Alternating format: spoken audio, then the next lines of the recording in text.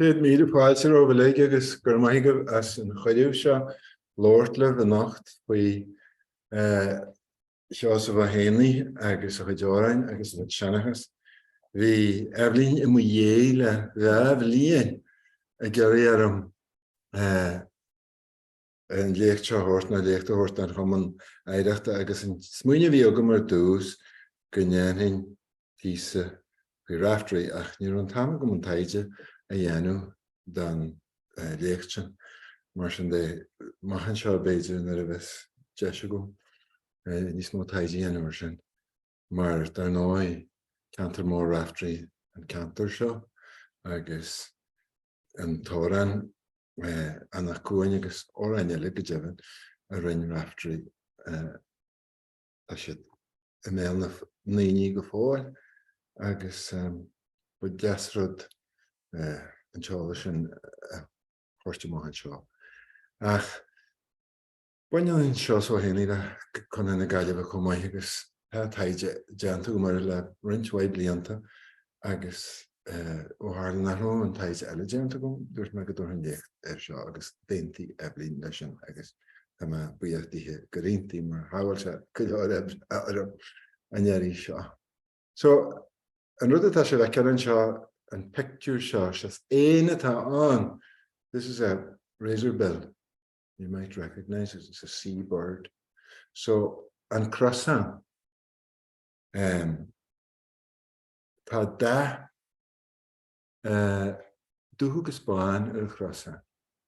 So chuigeann dúthú agus an bralach Bán agus sin an bhíú ar na Chrosáin pádó. Agus an Chrosáin agus a rud a dogann siad an córt gesture ar nó bhí sé garga maidá ar n-ealaíon.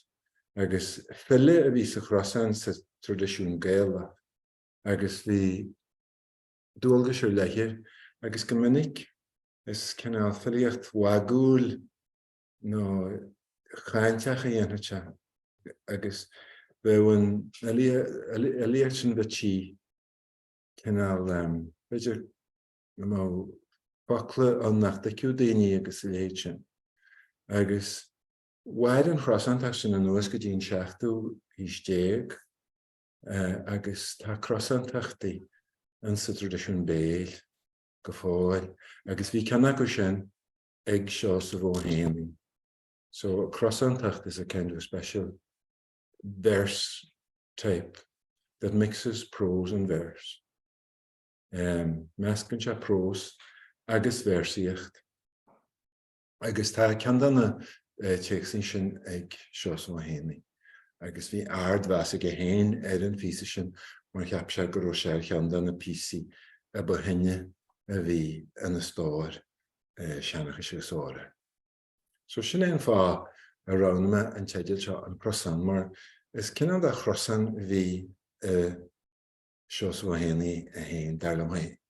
Is duine a bhí sé cineál a clasaíocht leis an lochtéisteachta go minic agus I gcéirí a hantas puiléi a chur trás na arú.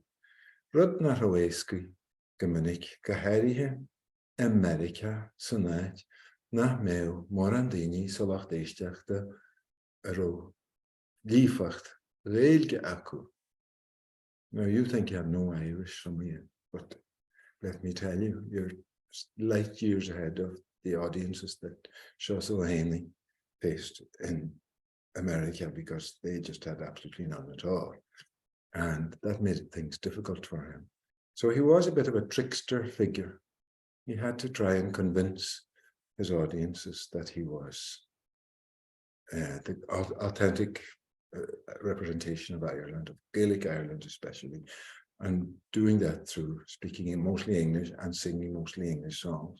So we check Castle America go háirithe, Castle check go leor óra Emerla agus gcéirí íha na héireann agus íha den éile réalach seo chréid sé sin go dingháilta intí a chur in na luí ar a lochtéisteachta. So sin éon fá mar a deireadh a dtug me an Chrosáin. Now, an Chrosáin seo, Irish Research Council, so In sa bhliain gabhí agus éanaí agus gabhí sa dé, chuir Seanchas ón chomhairle le taidí enúir Seosamh Ó héanaí. Bhain sa rót isteach.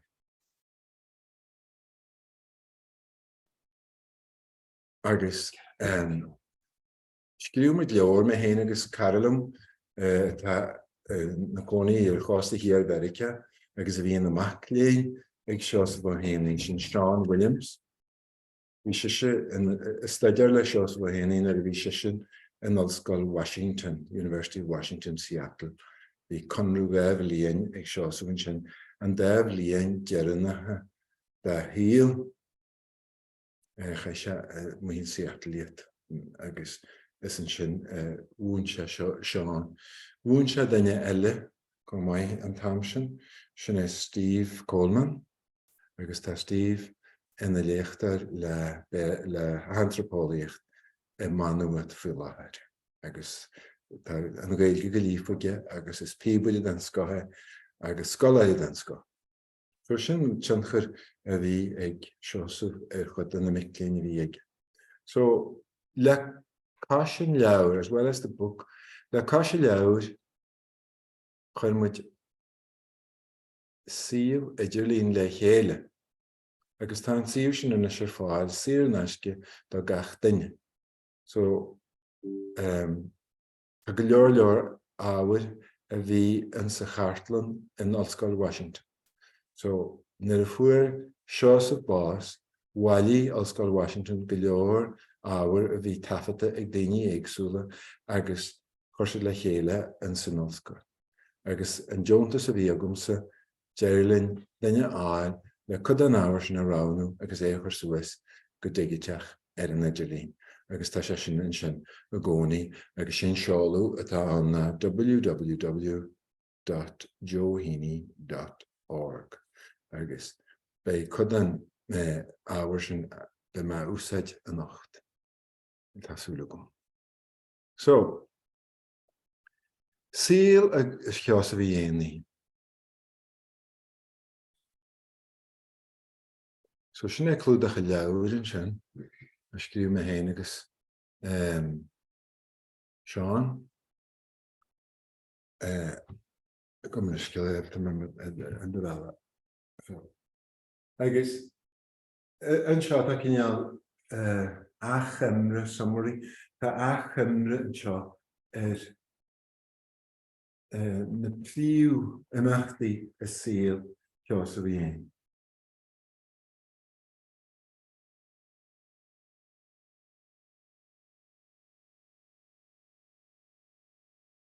Beidir nó sé ar fád an. So, rugú Seosamh Ó héanaí ní deag mí dear fómhair I garnan ó an áirtheist tá sé tríomhíle siar ó garman in éirigh.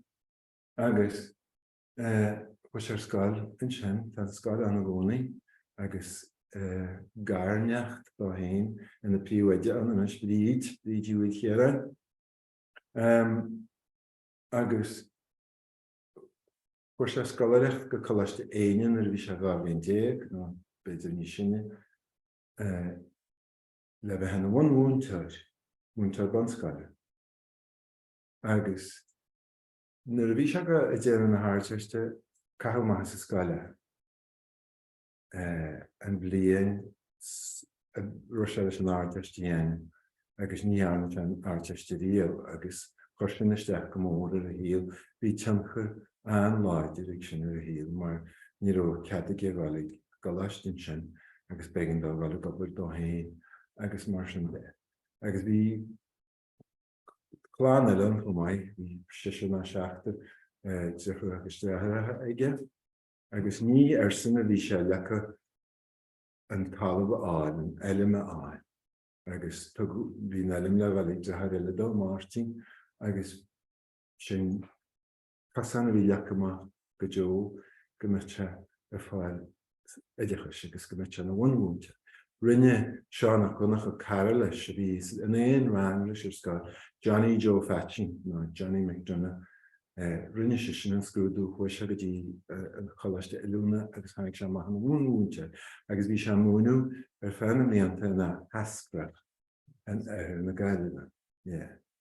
Héana agus bríd na agus fóg siad chláán an sin agus tá an chláán sin ina gealtarí agus ina scoláirí náitecha éagsúla. Agus ach ní raibh sé sin an áda dú nar a chuirú bháile na déag seach seach. Agus an láthanaigh se bháile bhí a éthir marú agus níor an scéal a fáteige. Agus chuir sé ceist is cosúil cé lei se gúnra na cé bhí sa gúnra nuair a leanbheit ar ráid tárna agus dú leis bhaid sin éthir go se le choirlíniu. Agus buinú stan gús ar náide agus mar a deireadh bhí tan chorán mhór ag sin ar a hÉanaí na dhé sin. Tá sé coppla bliain le hiascaireacht giascaireacht muiríní agus iasc eile amach ó chósta chána muiríní sin na scala súil an aird sin táide thunas. Ag daoine agus faoiarú thug sé éir Glasgow sa bhliain 1927. Go cléid bank a thuaise, mar bhí daoine as carna gaolta leis ina gcónaí sa náitsin agus is acu a thuaise. Bhí a head go bar an Glasgow go dtí an bhliain artal 1940 agus san se bháile go carna sin agus fóiste. So bhí an ceangalan sin le Glasgow cha sé chuig bliain na mar sin an Glasgow. Fóiste na bhí an Glasgow agus bhí ceathar chuinige lena bheith Mary Connolly agus bás a ceantar chána muinte bhéirí chomáice gur tó bhuaighéin in Glasgow. Ní hanig Glasgow leis mar bhí an Seanchas an láidir sa gcathair.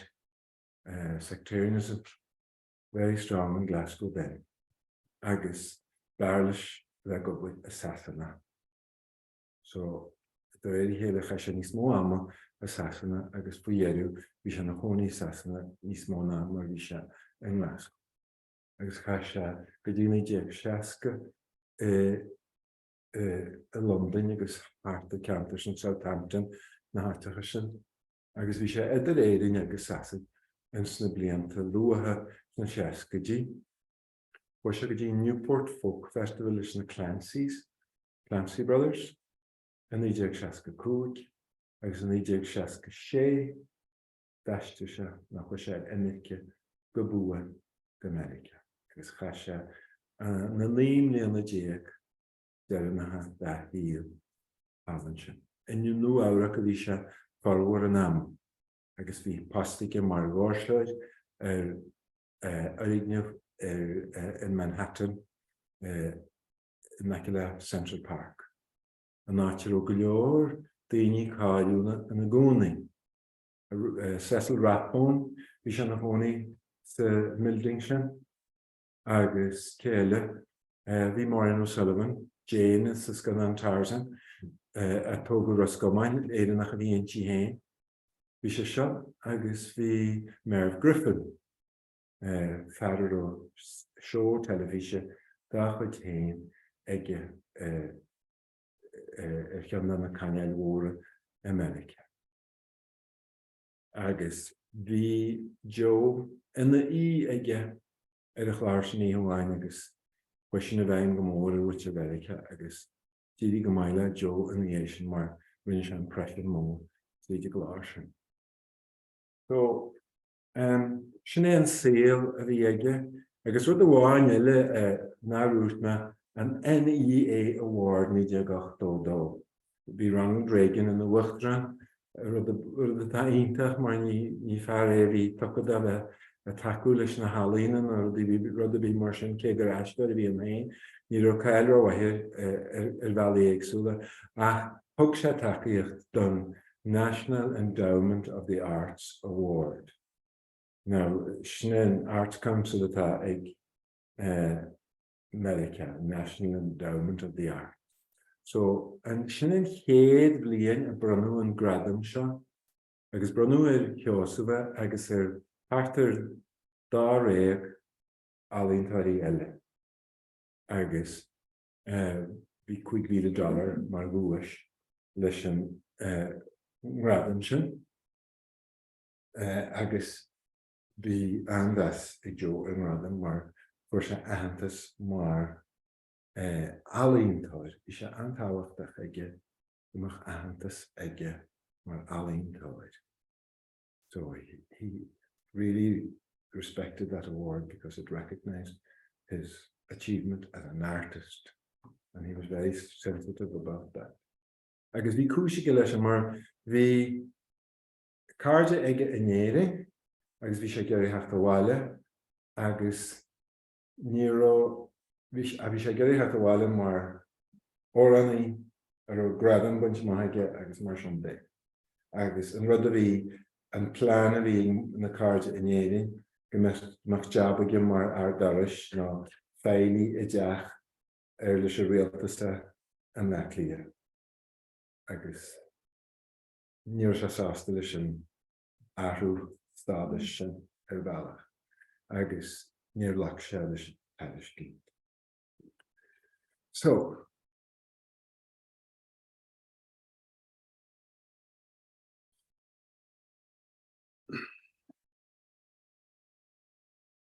Sean sé, nuair a bhí sé bhí trí bliain is fí, tá sé díreach inné bun áil an oidhreachtas a áil don amhránaíochta ar sean-nós. Agus tá sé cuma an sáastar sa feictiúr sin, agus go dtí meach agus an dúis mhór se buaite aige. Sa feictiúr chéanna tá duine eile dhearm an feictiúr, so tá duine eile sa feictiúr sin sinní cáitní mhaoineáin.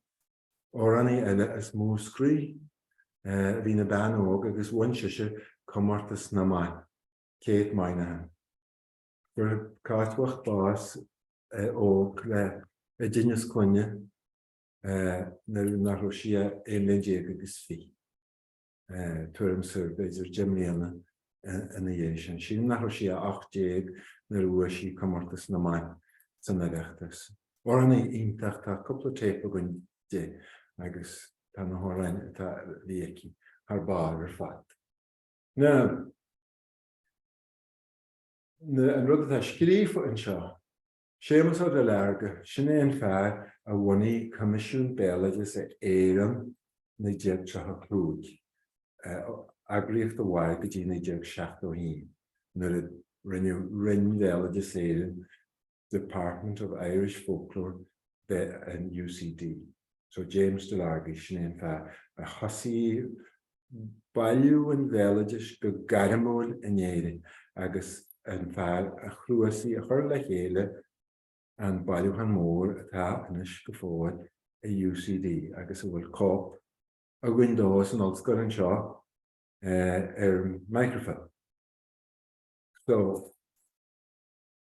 an duine an táhachtach. Agus cheap sin an deach go bhí gur survivals from the Middle Ages a bhí sa bhéileadas.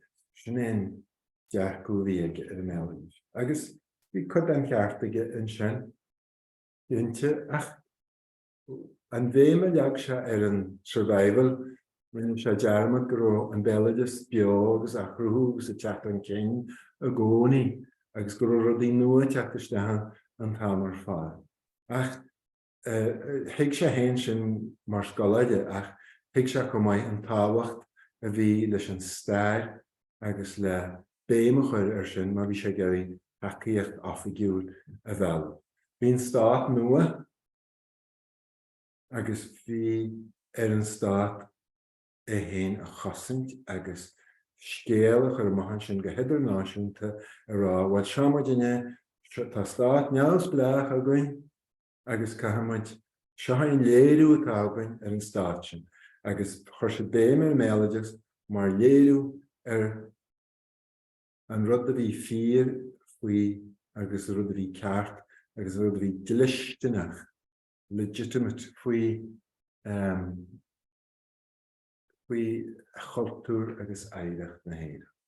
So bhí Seosamh Ó an táhacht a chuir meile sin, mar léirú beá bhí an agus fear óga bhí an, agus bhíon dúcha seo ige go hiontach sévid ar fáil. Hála an athbeochan ach deag nóga trí chun na gaige dúglas é híide tasa bain an scéal sin ar fáil. Agus ach faoin na trachadí bhí cineál. Bhí cineál ísle bríon mar bhí an cogu carga agus bhí díostíocht agus an depression mór hála America agus a hálan seach ó mai. Nuair a buníú an pereachtas a rís a níideag seachnaí, bhí súil an go náardát se misneach agus menam an éanaí. Agus thug se an bhisneach go Sheosaimh mar gur bhain se an cumarta sin. Agus bhí sé freastal ar an oidhreachtas go Rialtas. An náisiúnachas cultúra, cultural nationalism, sin éon rud a bhí a tiomáint an tionscadal seo ar fáil.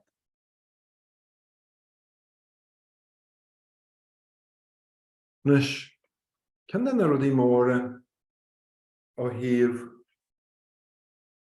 Sheosaimh America go háirithe ná go mbeadh daoine gcónaí chuir ceistir faoin ngorta de fama. Bhí se a bhfáir an liste ag na Americaní a thagad a géisteach leis. Agus beidir ná smaoine sé sin an oiread sin faoi, cinnte go maith fuairmí ag faoin ngorta. Ach beidir ná smaoine sé an oiread sin faoi, ach beigean do rud éigean a réiteach an Americaní mar bhí sé daingan a géirí álas faoin ngorta. So, seo picture amháin de rií bhí muoite amach agus sin bhí Seanchas faoin ngorta a gcarna. Ach má bhí héanaí ru daoine ar thugad a bheith ccaint faoi, níor is géirí a ccaint faoi go minic. They really didn't want to talk a lot about the famine and about the deaths and about that crisis at the time. And muiras an paraiste in a row, Joseph and a honi, dísli an déanra ó oscan ein bhíl an 8 over 11,000 go dtí 8,000 na oscan 8,000 Nes ní bás le garta a fuair na daoine sin ar fad ach America agus cúisina eile. Ach mar sin héin chuir an garta athú mór ar an bobbal. Cé gur se níor se go háta níothar na héireann agus a bhí se an áiteanna mar bhíon daonra an mhór an sna páistí siar. So ceann na scéalta a bhí a bobbal carna na scéalta faoi Johnny Joyce. Agus sais muir a bhí Johnny Joyce ná béilif ná rud a cinnt mar sin. Níor na cinnte go dtíre cén postaí aige. Agus cosú go raibh sé a gceannas a bheith tuairteach relief an súp agus na rudaí sin a dhéag na daoine bhíon rialtas a chuir ar fáil. Agus go raibh sé deas le grúpháin agus ná raibh sé go maith a daoine eile agus bhí an Seanchas an sa phobal Marial ar a bhar seo. Fós ní maith daoine gána bheith caiinfuil. Tá sé cinneál cigailte mar cheist a gcónaí agus níl sé éasca na sonraí ar fad ach ar feadh fada go leor ó an rúnda a bhí san áran seo. Is tá álas maithaigh daoine ar slát a nniuan mar ar an áhrú a tháinig ar an scéal. Ach ó an rúnda bhí an agus ní chaanta ach an grúpaí beaga príomhaideacha de rií dearnach snéithe nuair nach an duine eile a géisteach. Agus tá go leor ó raibh mar sin sa tradiisiún agus beidir nach an daoine sin ach secret songs, there's a lot of them that don't get performed in front of everyone and only performed in front of a selected audience. And this song. Johnny Shorty was one of them. Canháin den na Amhráin seo a bhí faoi chead. Agus níor bhí an t-ómós seo ag muintir Éanaí. Mar feiceann sin an seo an lehanach seo in sa chúine as go bhfeiceann na daoine tar Zooma or an hÉanaí tuig mo glár na tíoch le dóchas faoi bhliain. Deartha Seosaimh Éanaí a scríomh an téacs sin, Sean, óna air in 1937. Agus tá sé sin iste in sa chrús na Béilgeis. Ach níor chan Seosamh Ó hÉanaí an t-ómós seo a riamh. Agus ceapá agus é America beidir, agus é i géirí ábhar chuir fáil ar dúchas sa bhaint leis, agus barantúlacht a bhaint leis, gur sé fílineach go gasiste an t-ómós sin beidir. Ach níor chat. Bhí sé trachtain. It belongs to, there's a song, but it's not sung much, and it belongs to other people, and I don't really want to sing it. Deirte sin go minic. Is beidir gur chan sé ach níor tapadúíomh, agus níor chan sé go minic agus níor sé ar ceann na písaí a chuirte a láthir mar léirú ar an áirita. Is dá gur cheartm ní le tapadú an dánas ach Dear me hén cearú mar tá sé tan tóran a gom ó bheith géisteach leis sin. An bailach ar tháinig sé más le gan mé thóg Séamus Ennis an tóra ó cholam ó chéad, cholam céin. Fear a bhí na chónaí an glínske an nace le carna, agus gaoilge le Seosaimh Ó hÉanaí. Agus chuir sé ar chearnaine na seascatí. Bhí go scéalan faoin óran gur molla bhí an ar Johnny Joyce, agus san am chéanna bhí scéalan eile an rá gur cáinniú a bhí an ar Johnny Joyce. Agus i chearnaí níor inis Séamus ach gur scéal moltach a bhí an. Agus blianta na sin ar bhí daoine eile chana go dar scéal fantastic, agus tá dá scéal an na gcónaí. Gur íritá, gur satire in éidir Johnny. So sinna mar hain se má. Na daoine chana na sin, Johnny Martin Larry agus Johnny Joe Fatchy is ó Séamus Ennis a fuair. Agus ní ó na daoine in na náchéin. Rud a léiríonn cho cún agus a bhí an méid daoine ar an tóran ar ólas acu. Tá Johnny seo gcaoiteach má sméiteach le dó sweeter yen, maar stoon relt alweer, shishte shelopren, as machodik champode, stoplan.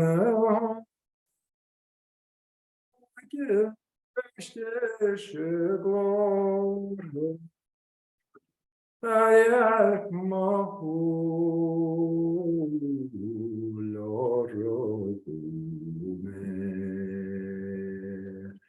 agus hasach dich liest, torgam reli, nu gagateri.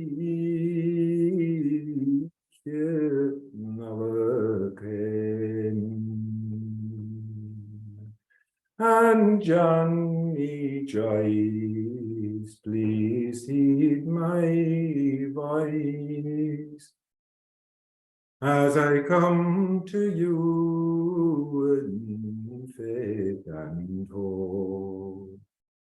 You're my guiding star, my light so bright, as you stand there near the house of God. Your youthful blood from your heart so fine, like not heard since I was born. And for God's sake, please grant me relief, so that we may see this Christmas morn. Cushion Astruhan or in Mahain, Erenora.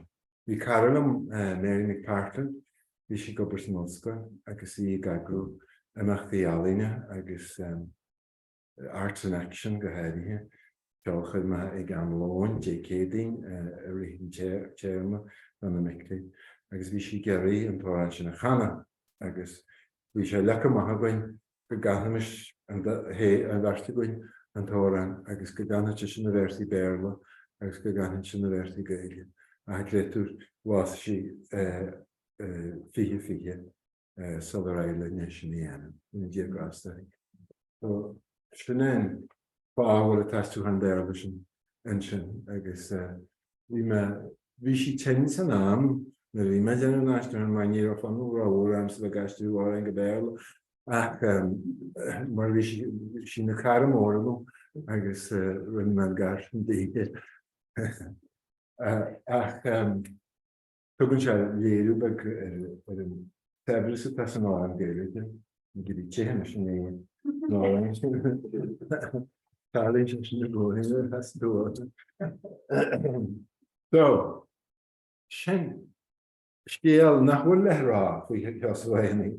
Seanchas a bhíoige ná ran sé riamh ná scap sé riamh.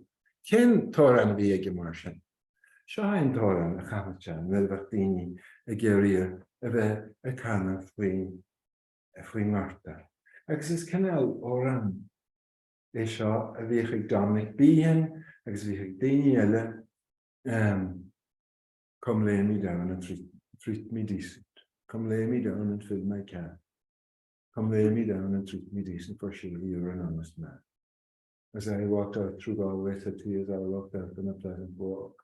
As we were walking, I could hear them talking, and surely he's an honest man.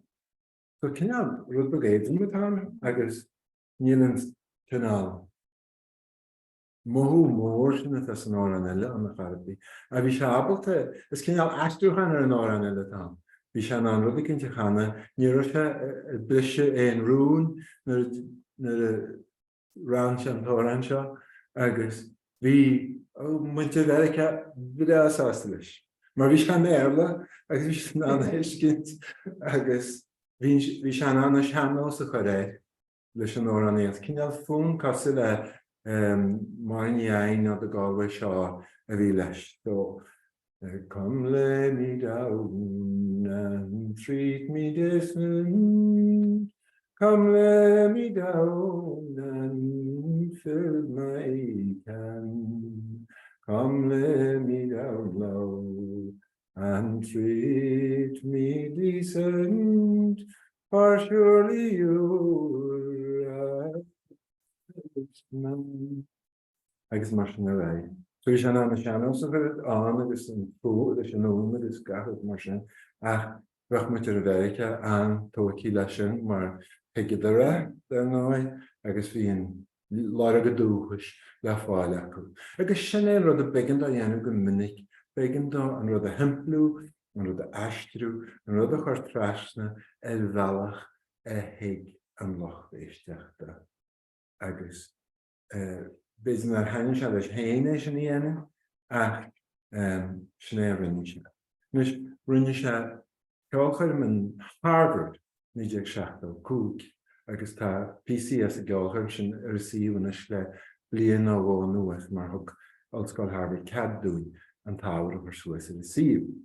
Agus chan sin na PC móra Gaeilge an sa ceolchaim sin, mar mic léin Ollscoil a bhíon tú, bhí si de déanústaide ar a léam ceapteach, agus bhí tuiscint bhhaid níos fearr, agus níos forbara acu ar an rud a bhí dúrasach in éirigh.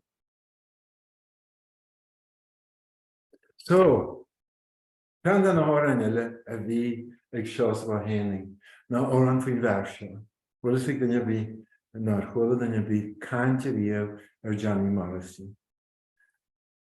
Is éannach a bhí Johnny Morrissey, rugua a gunda hebredáran, an 18 Temple Mór na túna Gardaí. Nuair bhí sé 3 bliana Jimmy a éirigh sa bháid agus a héanaigh chu deireadh an teaghlach go America, agus thachar siad in Troy, New York. Agus an sin a dás Johnny Morrissey in níos.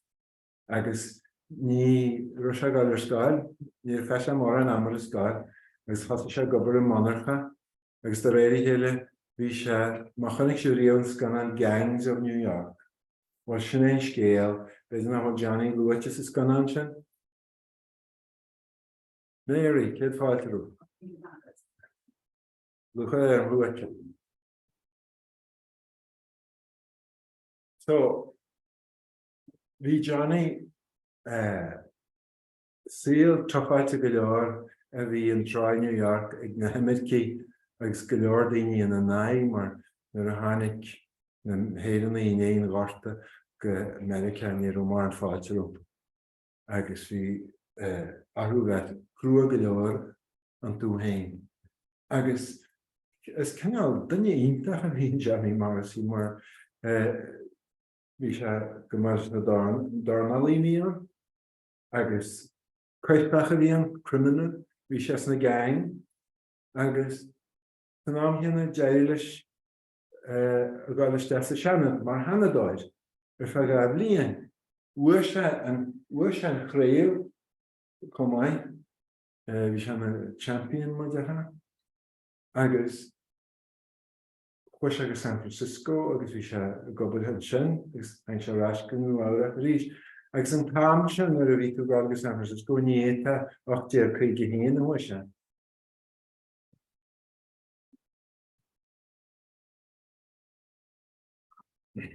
Níos fearr agus an tám sin ar a bhí tú gáil go San Francisco níta bhil Harold Palm, mar bhí ní an tréán agus bhí sé cuntas mar bhí na Hindiathe agus mar sin de fós neamhsleach agus siad gan mar an fáilte go na daoine bhí teach. So chuir sé thart America has go dtí an cásta hí. Agus béidir gur an sinnant tám chrid sean trid nearnú tóran faoi ar bhí ag Seosamh Ó hÉanaí. Mar bhí óran an mhór ag Seosamh faoi Johnny Morrissey. Rud eile an Johnny Morrissey bhaine sé Saratoga Springs Racecourse in Nuair a héananig agus fearr eile, fearr an éirigh aige. Ach rinne Johnny cinnte go gach duine goblaid agus tá sé an sin go fáil. Duine thar bheith cáiliú le bhealach cin nach bhfuil mar an cainte ar n-ealaíon sa lá nua. Agus bhí óran amháin an tóran seo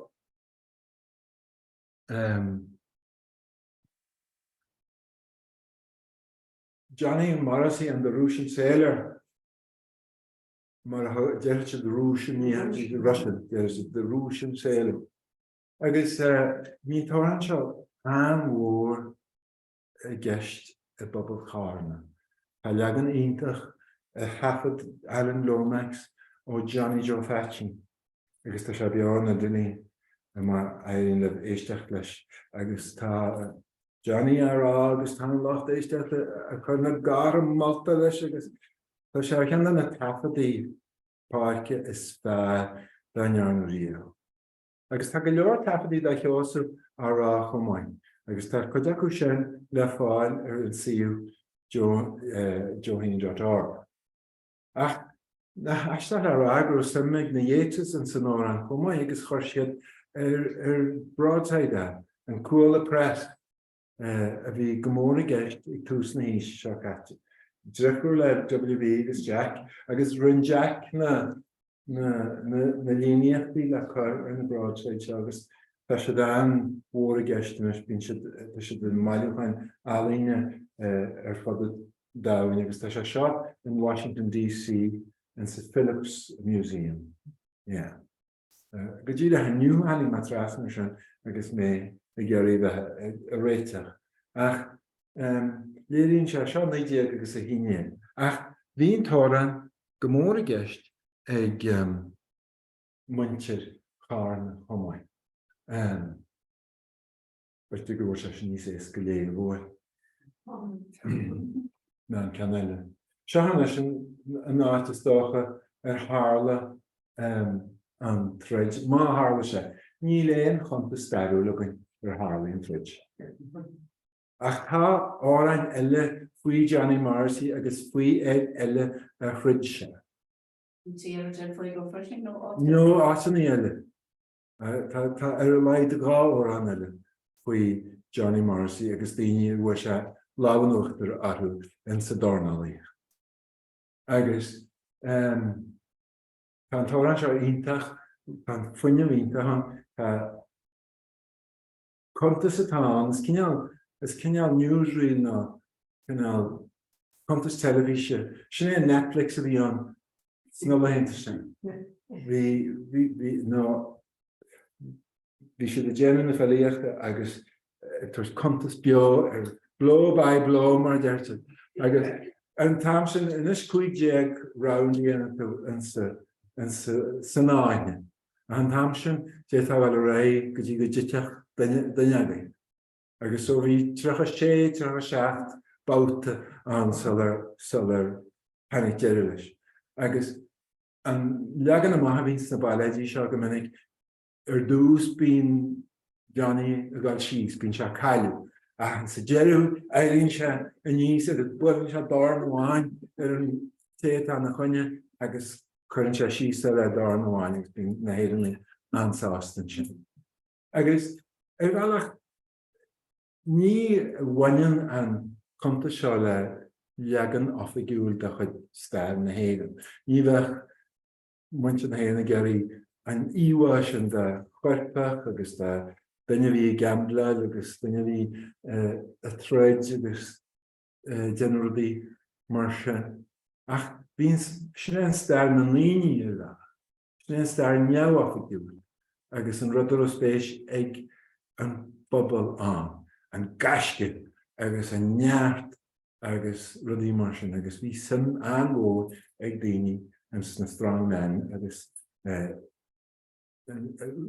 rudí den chineál sin. Come, all you gallant Irishmen, wherever you may be. I hope you'll pay attention and listen unto me while I sing about a battle that took place the other day between a Russian sailor and Johnny Morrissey. 'Twas in Tierra del Fuego in South America. The Russian challenged Morrissey, those words to him did say, I hear you are a fighting man, you wear a belt I see. Oh, indeed, I wish you would consent to have a round with me. So ní hé Johnny a díar a threid, and Russia a díar a threid. Mas sin antáhachta an sa leagan amach. So bélagus ar fád atá, is cinnte go méide go bhfuil an nílíne an, munar rohan threid sin an bhí threideannaí go leor eile ag Johnny Morrissey agus an sna bailide tá againn tá chuid acu sa bhliain collection in Oxford Oxford tá leagan amach céanna an bhéirsíocht chéanna agus beidir gur an fun céanna leis na bailide. You know, the next chilling installment to come. So Brenna met your Johnny Rees, maar aan special and Dornally an fear cinál an high society carawata agus gachar agus sin ní sinne pactar ní sinne dá. Bhí leasaine mar Johnny Marcy, old smoke a thugadí sé. Mar is cos gur se tríd le fear ar Thomas McCann ar bhuiháin agus brúí Thomas McCann síos ar Éan tithe. Agus chunne sé hísa go dtí gur thosaín deartlach a gcaoi an a chreacha.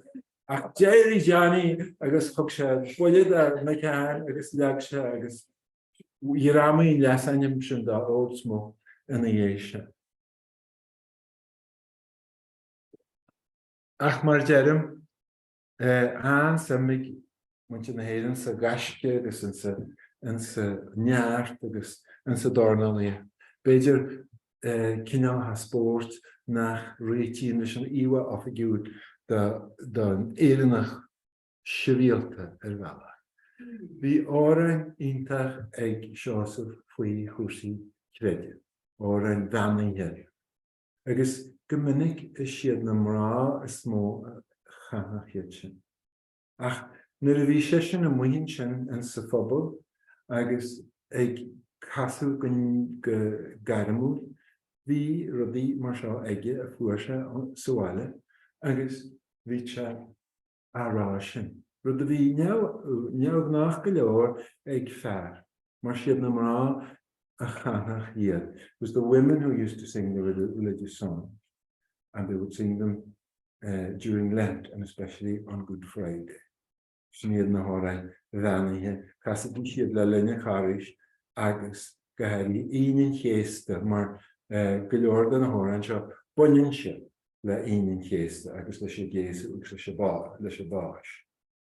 So, an picture dan seo, léironn se na trí bhuithe agus iad a teach a scóir ua ísa. Tá an picture gar a ríis, an sa chuid se an picture nach bhfuil le feiceáil tá ísa na hí ar a garaic tú muid an ua agus beá baithíach. So ní héanaíontas go na mrá bachta cuma cinál scantraí arú an sa picture, mar tá feiceáil duine I cheapann siad a bhí bás. Ach, is picture iontach agus tagann se an cearú hí stéig. An Siena tan picture hain museum Siena snada. Ach, an tradiisiún atá an seo mar feicú bhí ag Seosamh Ó hÉanaí mar óran. Nus thug sé sin cíine na dtí muide ar an óran. Ach cíine na páiste is minice a thugtaí gona na Gaillimhe. An cíine na dtí muide is muo is smó, tuaisceart chuo go háiríonn, is smó a thugtaí cíine na dtí muide. Ach, mar ealar go teidil cineál ofigiúil a bhí an, ghlach sé leis teidil sin. Bhí trí físa acu se haigin. Bhí cíine na dtí muide an taiséirí agus dána íonálach cineál amman faoi ísa agus muide an sa stábla íonál. So, ach is cinnte go bheith cíine na dtí muide an ceann is cáiliúla dá chuid. Agus léironn se an tradiisiún Cathlicach bhí beo an measc na naoine an nuas go dtí ar náam hain, agus tá beánas go cinnte de bhhair Sheosaimh a dhéanaí. De bhhair gur chud Sheosaimh Ó hÉanaí maihan sinna hafait ar chearnaí agus scapse ar a mealach sin agus tá go leor daoine a chananis go ddíireach mar ealar sin. Agus beidir mar nach an tiomra nó an cháil chéanna ar an óran charabí. So he really did disseminate this song and made it much more popular than it might otherwise be.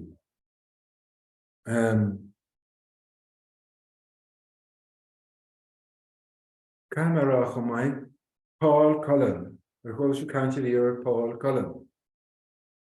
Ard Asbuk, agus Carnial, Ardwacha. Agus Farcha, Trucha Bhliain sa road. Agus nuair a tháinig sé bhaile mar ardaspa agus mar charneal hí nósnaí na róide in éireadh le wastú go láideire. Agus sé sin go leor den amidí seanas, ní bheith se an níos mó. So bhí na péint lí in éirigh, bhí sé deacair ag daoine, bhil go náfran, bhí sé deacair acu sagarta áil, agus an bailach a bhí acu timpeall ar sin na bheith galig na tudracha beanaithe, agus Dúróinte agus Críosta a bhúnú ag daoine tuata an sa phobal. Agus dás cinál úr creidí hartar sin a bhí an déanlach ar bhealach. Agus nuair a tháinig an carneal cullen isteach, dúirt sé bhfuil cáimid críochar ar seo, agus rudaí a chur na gceart, agus thosa sé a gcéirí na tudracha beanaithe a chur síos, agus tuairtear rianí le galig an náfran, gach seachtain, galig na sacramentí, agus sé an Holy Hour, agus na novenas, agus na rudaí. Gach rud mar sin, is sé pár cullen thugusteach na rudaí sin ón le daid in sa dara le gan na uistéag. Agus rinne sé éirigh dearú a chuir leis na rudaí seo, agus deir lá go pointe mai.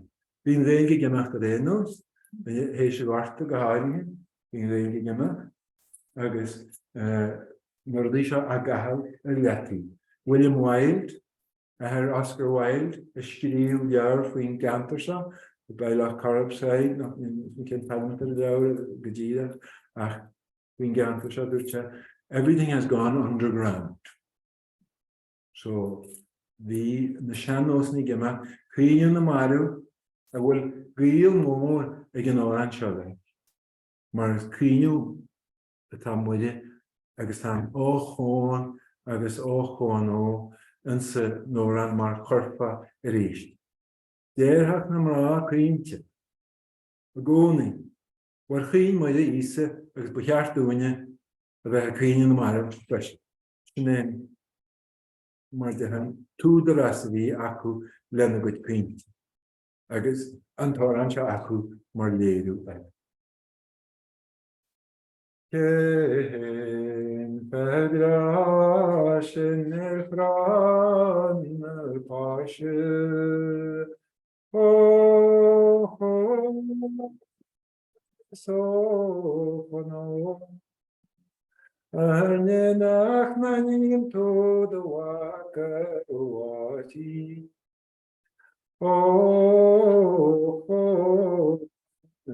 Sóchanó, a sin amach cíne deampar me trí rathair. Sóchanó, nó sin amach cíne ragóin sa stapla.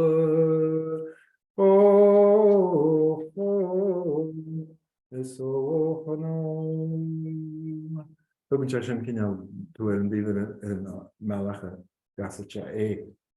Ó bhí sé seo ag go bhainte féin, bhí sé ag daoine sa ggósnach sin chomáin. Máid an rá, máid ní ceanháin, a bhí leagan rá ag an áran ici an áran seo. Agus bhí Angela Burke an de Burke, bhí si ici in 1975 a bailú.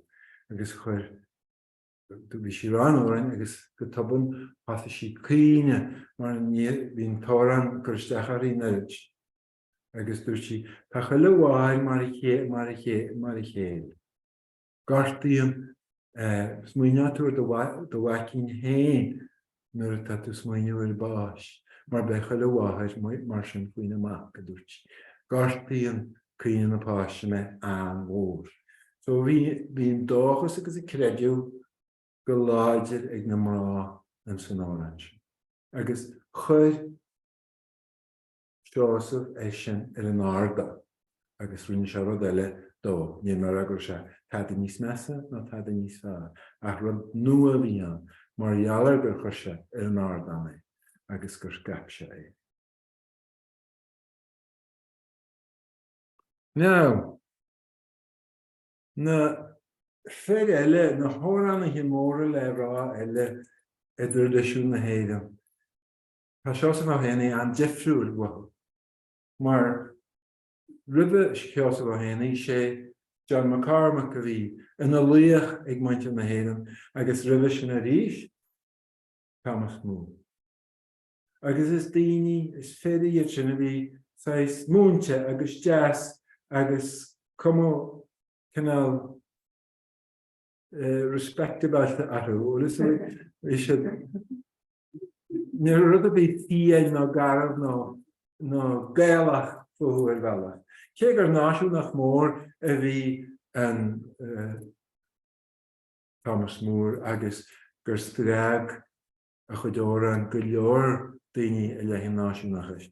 Ní me sé fá droch leis a bhí cheachta an bhirt seo.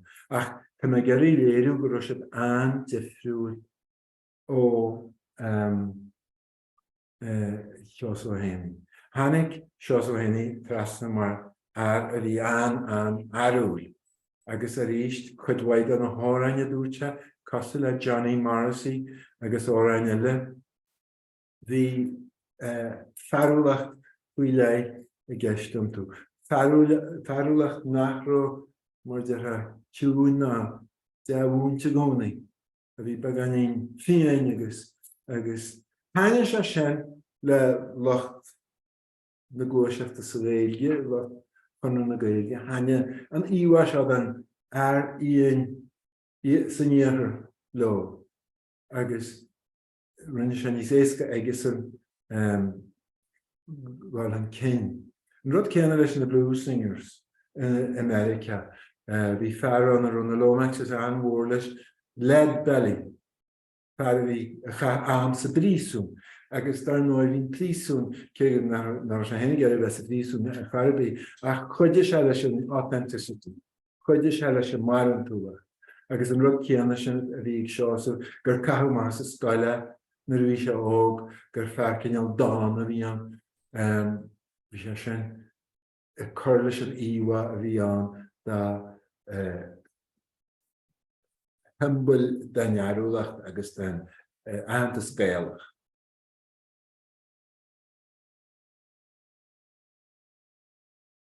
Dus tá brona am nach man na PC seo agum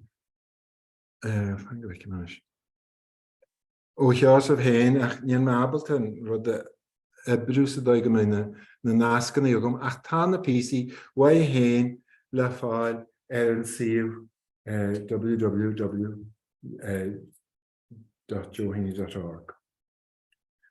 No, an Chrosáin bhí me caint ar Chrosáin hána. Agus an ceangal a bhí idir Seosamh agus an Chrosáin. Agus bhí an Chrosáinteacht cinneal filíochta a bhí go mór i gceist nuas go dtíon seachtú istéir an film ór cáiliúil dá bhí ó brúada chum se coppla písa Chrosáinteacht le. Agus just daoine go mbeadh se cosú leis an music hall patter, cinneal an gcaint agus a chéad agus a gcaint agus a chéad mar scomneal of the good old days of television a fadó bhíoch a léthe deán. Nus Carol O'Donnell an fear a chum deartar Éanaí na rún an tar an cáiliúil sin a bhfuil álas ag go leor daoine bhí agus ró leagan iontas dó ag Seosamh Ó hÉanaí. Agus an sin an cean eile teachtan cearúil. So an dá físa sin bhí gáil siar go dtí Carol O'Donnell sa seachta bhí stéir agus dá réir sin bhí an bheasarthú mar gur survivors a bhíon tú an nuas a méil na míní go dtí ar linn héin. Nus aisteach go leor ní Carol O'Donnell a dearú Seosamh a charbí. Ná bhí beo a méileadas chonacht, nó a méileadas chuig gealú a heidir bhí caint ar an bhar seo. Cáhfuil sena se go. An fear seo tá hísan sa cháine a bhfuil a chláirseach le na híomh Carolán. So rud a hálaí sa tradiisiún bé hanig meascan rud a Harlíonn go minic sa sin bé. Coinnítear gráine na fírinne ach chuirtar na sonraí beidir as a rocht beganí. Nus fillí Garlan, fillí Garlan dal. Chláir bhí Garlan, chláir bhí Garlan dal. Ní bheite go deacair sin an dárad a chuir le chéad. Agus go háirithe a gcónachta nar ba chonachta Carolan leis sin níos éasca fós an rud a chuir le chéad mar sin. So is Carolan a dhéanamh Seosamh ó Thuachas ach do réidir chéile for sé idechas léise agus hiag sé gur Carol dálaíon agus déir se Carol agus Carol a mín dáchaid an sin igen. So bhí an bheasaige ar na PC seo.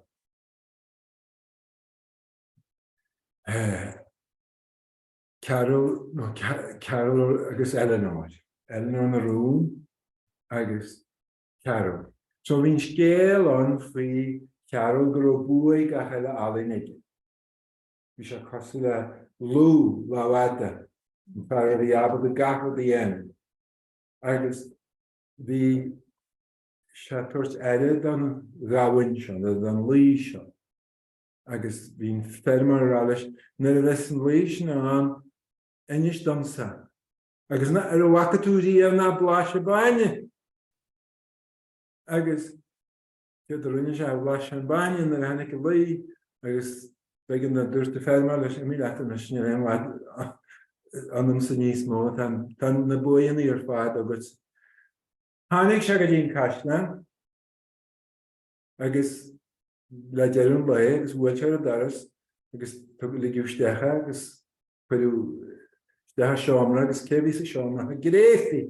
Bhín gréisi den brog de Eleanor, bhí Eleanor le póstal an Laoire agus bhí gréisi den brog mar dear an muid an réalta a bhí sé flat out as dear an brog. Agus bhí brog a bháin deantaige agus bhín lebrog a ligan déanú agus bhí se fa tuirse agus go cheapse na mit an an brog a dhéanú. Agus dúirt Carolan, bhaid is a síosan sin agus dean le de scígus den mis an brog. So sinna hála gréisi cholar fe go hain agus pasa Carol agus rinne an brog agus hí na brog breanú go deas agus tugus suas ag Eleanor iad lá na Laoire agus nar a fuair Eleanor na brog na hasig lebrog a ccaint le hyn. Agus dúirtí. Well, tá sam ar domáine dúirtí ní hendan ní cinnú ní dá brog sin agus haimi sé geirí bóla leis a bhar rinne brog atá ccaint le. Agus tu Carol a láthir Eleanor agus deirta gur sin deir Seosamh ar héanamh gur sin tam ar nearna sin tóra Eleanor na rún. Le í bheala. Máráthú gan dhéadéchain Eleanor Sarta bhím a cíimriú fra mím me móhain ag an tílsa chéad seú stúis de sin amhráin n-ealaíon de sóg stúis de sin mín se póg ach chun swaithe dóg é gan mar istes mar hálainn meána leat Eleanor arún. Agus in sin, nar a bhíon píosa sin ráiteige, Dimí Eleanor agus Carol le chéile agus sin ó rinneún seachra. Agus chasa sin seachra an sin. A haar náid bhí sé America an fearbá.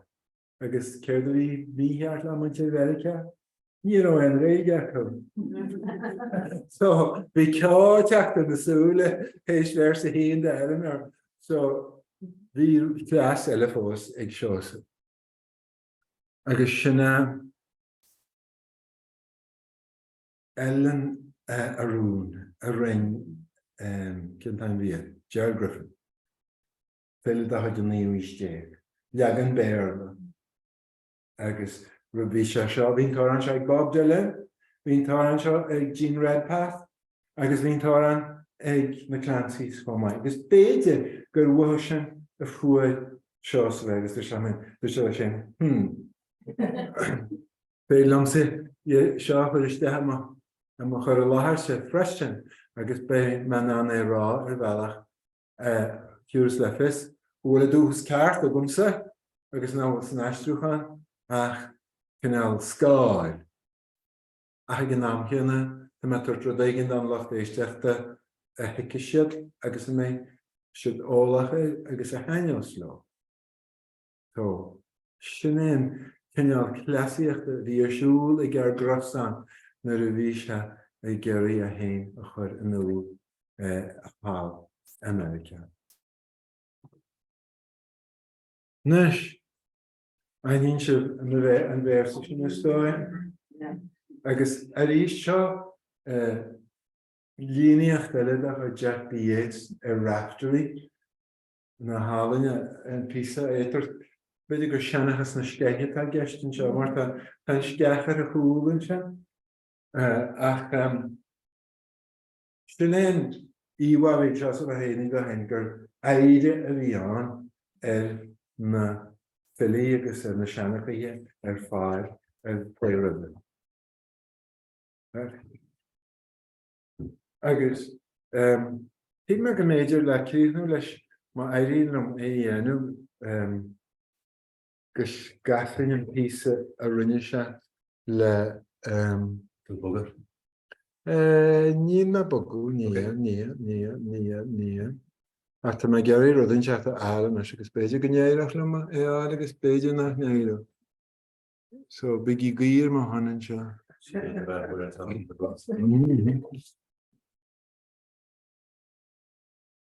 Bhí sé gistú gom na PC seo réú gom sin me dearmad an sin. So seo nes muid insa chartlan go ha meiste an béirna mar sé ééis go nacht agus cáil tainneal cuairdaí nusta sin seo áitiine a me héin an man an éán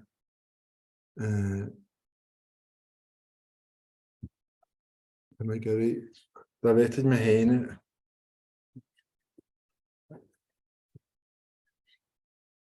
Well, ní sin but just come on. Nus. Íntaach, tá a go munas. So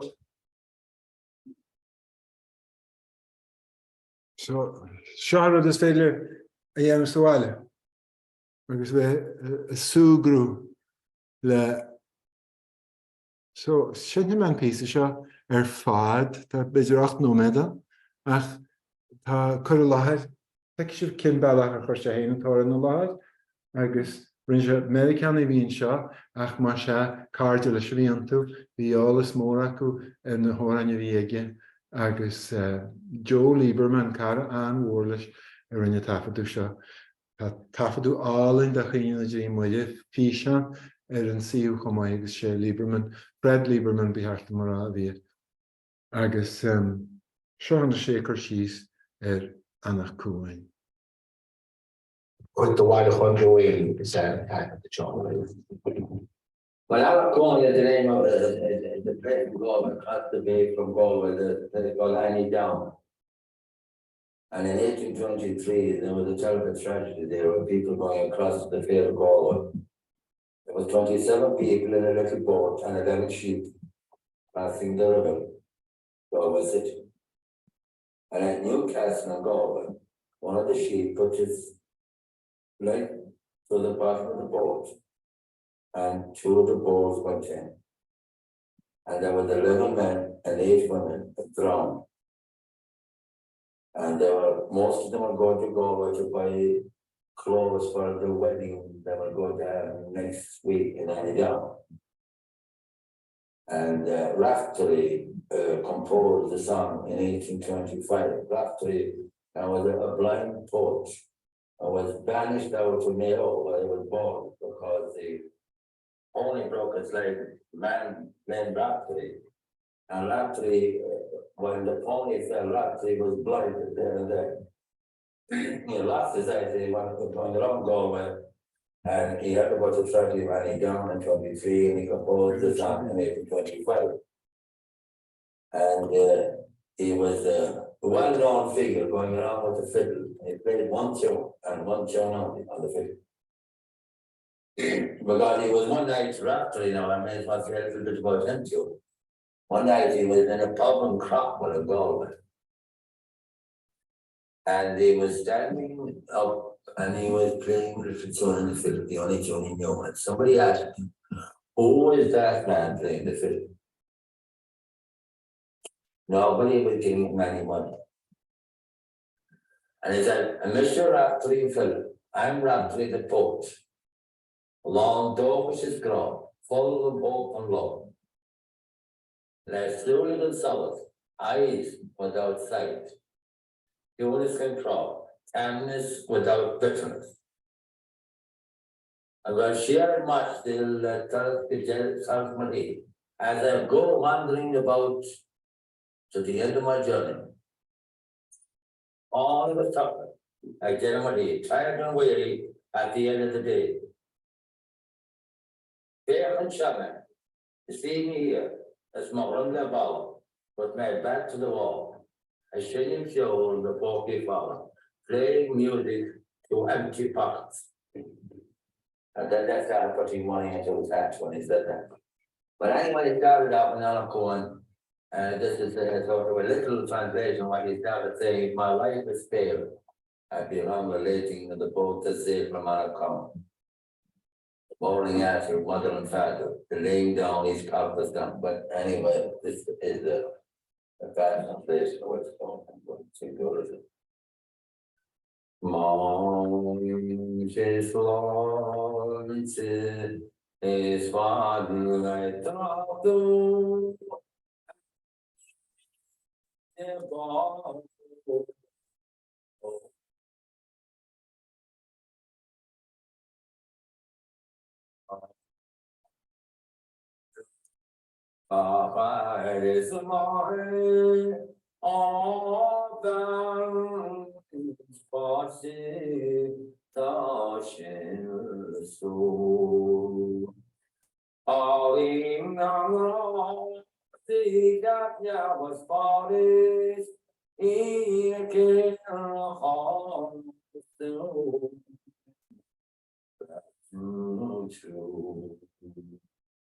amach Rialtas, gongin na bosher, all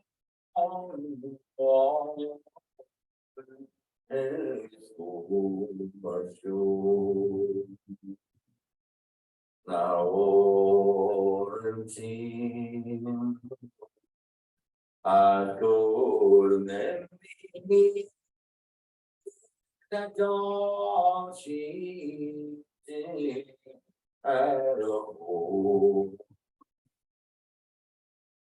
That was clean has gone through the field dog here, Sonic Shackling. Me bhliain Itiagano Crosáin God's cooking. Éirigh bhóthar éirigh amhránaíochta now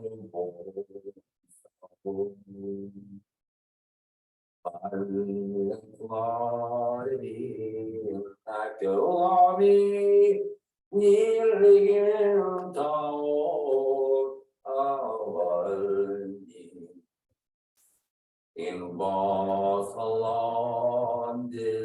near Cardiff, came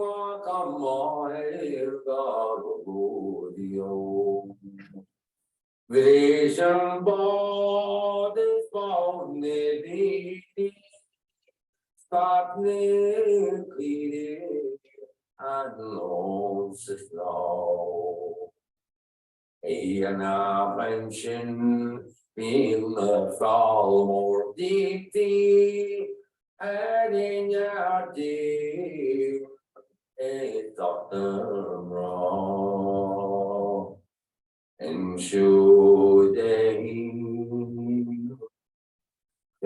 when long clean it's your coffee is the grand boss. The lottery, some touch of quality, miracle,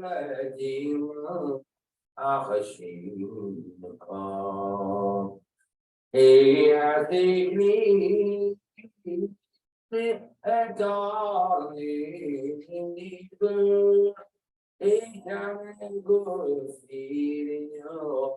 On Boston Hall, the forest leaf with the good seal, God created the old, God between your wall.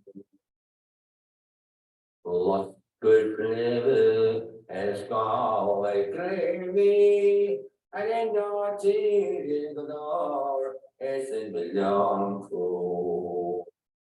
Es the old creator and dog shaking home. I'll go singing back on my den alone. Needing my own.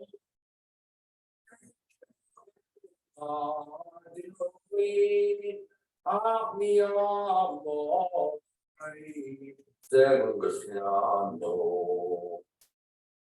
take me up no more, but above all,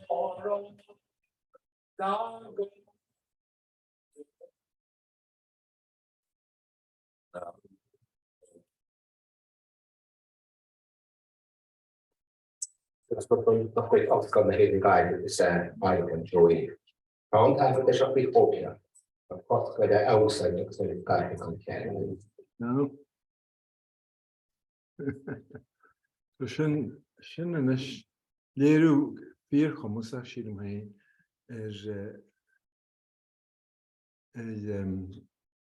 chuideoránaíochta Sheosaimh Ó agus bhónarm nar Samhta éirigh.